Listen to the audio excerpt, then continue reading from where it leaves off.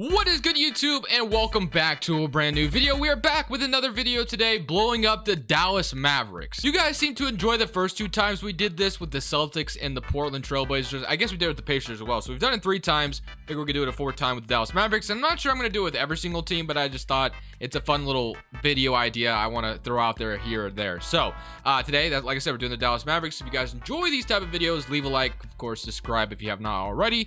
Only takes 2 seconds of your time and is greatly appreciated. It helps out the channel a ton. And of course, I have started a Madden rebuild channel if that interests you at all. Links in the description. So basically, blowing up the Dallas Mavericks is going to mean similar to what we kind of did in the Jason Tatum video. It doesn't mean we're trading every single person.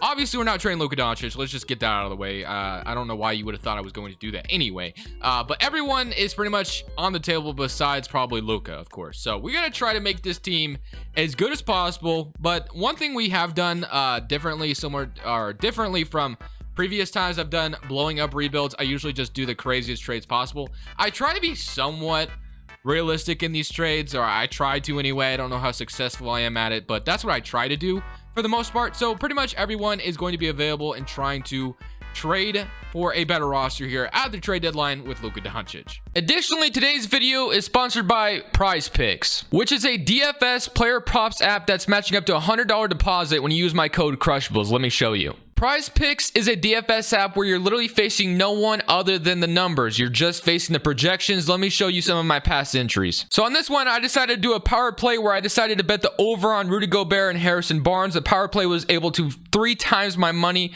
and Rudy Gobert and Harrison Barnes were both able to hit, which mounted me to $150. On this one, I did a flex play with LaMelo, Fred VanVleet, Joe Harrison, Gordon Hayward. Unfortunately, Joe Harris was only like 3 points off. If he literally hit one of his threes, I would have walked away with $100. So unfortunate, but that's just what happens. But I didn't walk away with nothing, as I was still able to win $32 after only betting 21. So I didn't walk away with nothing. So you can decide whether or not you want to do flex plays or power plays. Feel free to use my link in the description. Of course, you can always ask me on Twitter if you have any questions, and use my code Crushables when you sign up. We're going to try to start off simple to start things off. The guy I want to try to get to bring into Dallas is going to be Domantas Sabonis. He apparently wants out of Indiana. The Indiana Pacers are rebuilding, so Folks, Sabonis would be an interesting fit here next to Luka Doncic. So I thought this would be good.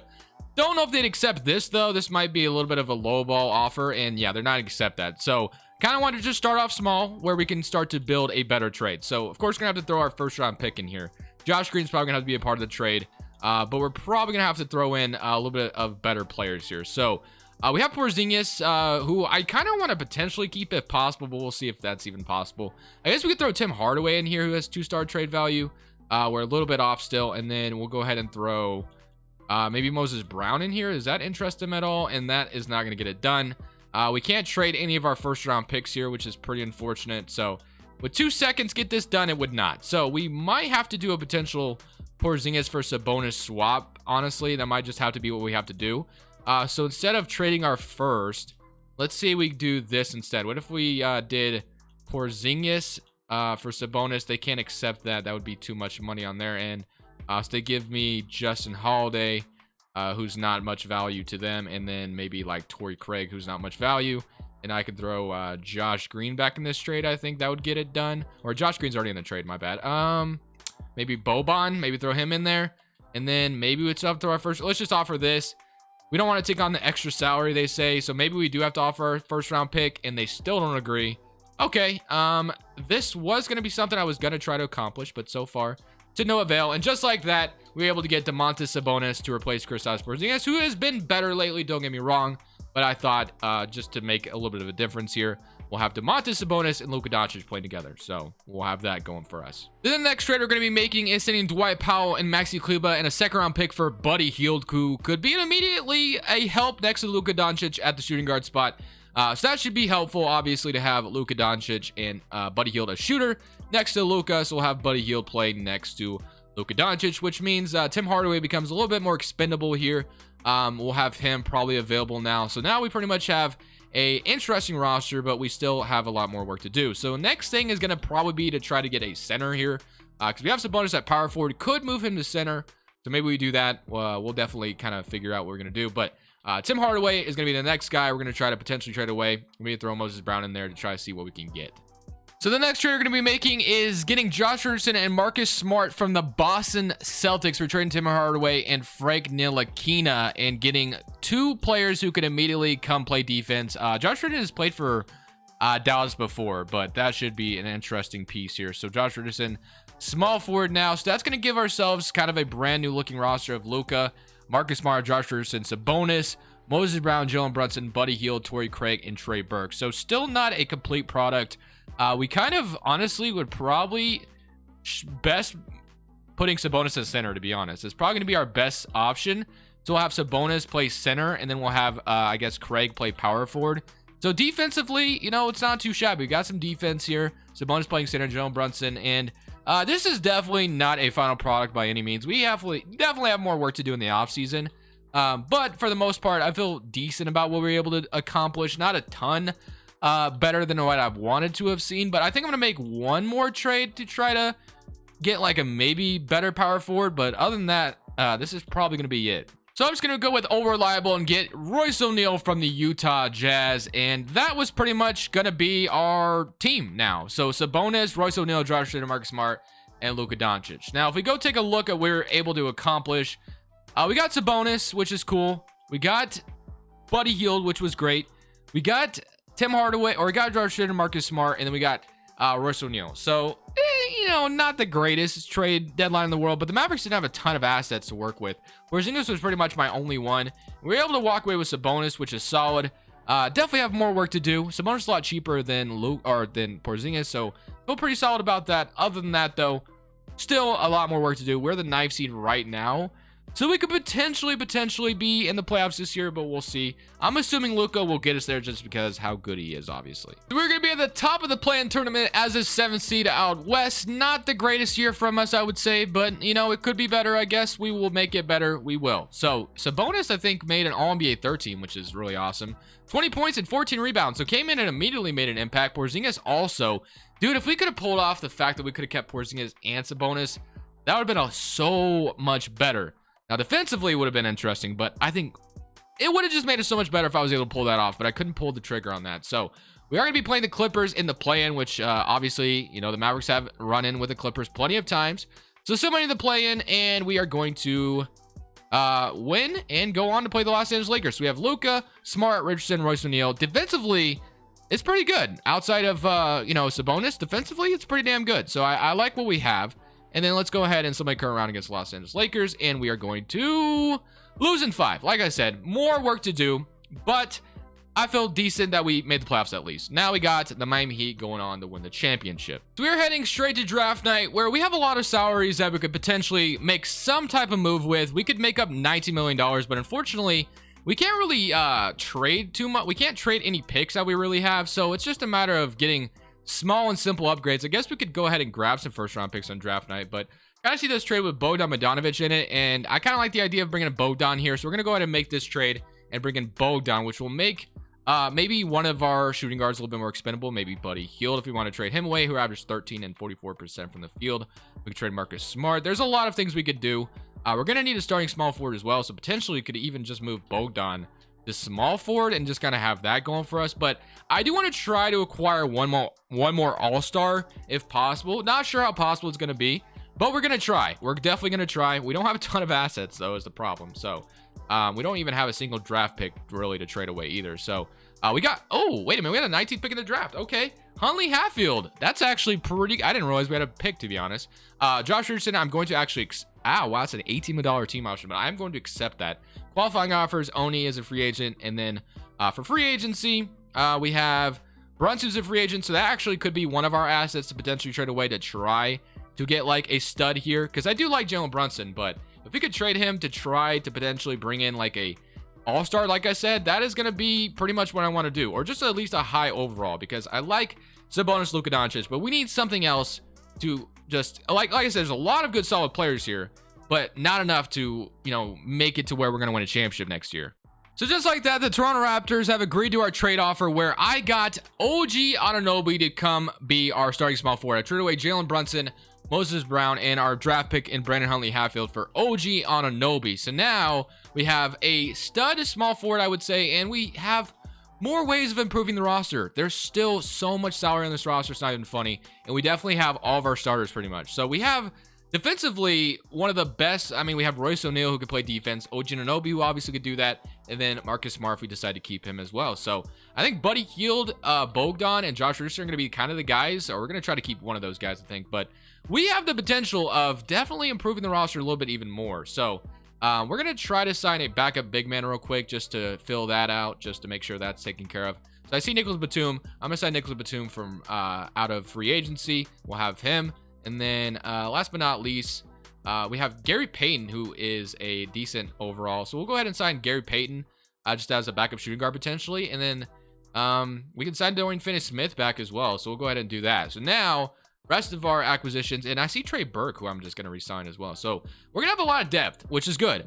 Now we need to try to, obviously, like I said, improve the roster even more, potentially. Try to. So I like our starting power forward. I like our shooting guard, but we could upgrade one or both of those positions. We really could. So let's go ahead and see how possible that would be. We're going to look and try to get creative here. Try to make some studly trade to put this Mavericks roster over the top. I've found my trade that I want. We're going to be doing this trade: Buddy Hield, Josh Richardson, and Nicholas Batum for Clint Capella, and Danilo Gallinari. Now that would move Sabonis back to power forward, because obviously, not point guard, power forward. There we go. And then Capella is obviously going to play center. So now we have a Luka Doncic, Trey Burke, Marcus Smart, Gary Payton, OG Anunoby, Bogdan Bogdanovic, and Dorian Smith. And then we have Royce O'Neal, Danilo Gallinari, Sabonis. So like a lot of depth. There's a ton of depth here. So overall, I think, we've improved the roster quite a bit. It is definitely different, but it's very improved, which is where we were trying to go for, which I feel pretty good about. So we're going to go into this next season with this roster: Capella, Sabonis, OG, Marcus Smart, and Luka Doncic, and hope for the best. I really think we have the potential of accomplishing something here. So we're going to accept all those. Play progression. Everyone's going down in overall. The one thing, actually not everyone's going down besides Danilo Gallinari. The one thing I do want to do is I do want to check on OG Anunoby's shot tendency, because I want the man to take some shots. So we're going to boost it up to like an 80. Sabonis is going to be like an 86, something like that. But OG Anunoby wants to take some shots. One of my big three taking shots. So that is going to be our roster going into this next season, led by Luka Doncic, which I feel pretty good about. The trade deadline, I think we were a little disappointing, I would say. I really tried to pull off the idea of getting Sabonis without trading away Kristaps Porzingis, but with no draft picks being able to trade, it was a little tough. But now that we were able to kind of accomplish this, Luka Doncic, Marcus Smart, OG Anunoby, Sabonis, Capella, Bogdan Bogdanovic, Gary Payton, Royce O'Neal, and Danilo Gallinari. So feel pretty good about it. Proficiency wise, we are 3.5 balanced, and can't go anywhere for a 4-star system. Okay, well, let's simulate season number 2 with our brand new reinvented Mavericks roster, and let's see if this team could accomplish anything, like a championship, potentially. Let's see. Season number 2 comes to an end, and it's beautiful. Luka Doncic won MVP, 33 points, 9 rebounds, 10 assists, almost averaged a triple-double. Decent efficiency, 54. Free throw could have been better, but 3.45%. Paulo Banchero is your Rookie of the Year. Markelle Fultz is your 6th man. Jonathan Isaac, Defensive Player. Wiseman, Most Improved. And Jason Kidd, as we went 6-3-19, Coach of the Year. Luka obviously makes All-NBA First Team. Did Sabonis make an All-NBA team again? Let's go ahead and take a look. No Sabonis and no Sabonis. So that was cool to see him make an All-NBA team. But here's All-Defensive First Team and All-Defensive Second Team. All right, so here we go. We are in the playoffs as the first seed in the West. So I have to feel awesome about that. Looking at the player stats, we had 33 from Luka, 20 from Sabonis, and 18 from OG Anunoby, 13 from Capella, 13 from Bogdan Bogdanovic, and 8 from Gallinari, 8 from Gary Payton, 6 from Smart, and 4 from Royce O'Neal. So it's pretty much a good chance that we could potentially win a title this year. We are playing the Utah Jazz in the first round, who have Dennis Schroeder and Clarkson off the bench, so their guard depth is pretty good, I would say. Well, let's see if we can beat them. So many current round, and we are going to beat them in 5. All right, now we get the Minnesota Timberwolves.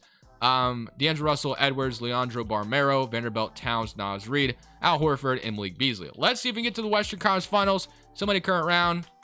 It is a very close series, and we are going to beat them in 6 games. On to the Western Conference Finals, where we get to play the Pelicans or the Grizzlies. Yay. So excited for that. All right, here we go. We get to play the Pelicans, of course. The New Orleans Pelicans. Yeah, we probably lose this, I would imagine, especially since they have Drummond.